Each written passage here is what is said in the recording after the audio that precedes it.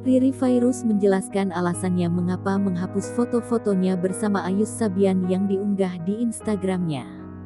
Riri Fairuz beralasan, menanti putusan sidang cerai dirinya enggan untuk memajang foto berdua dengan sang suami, Ayus Sabian.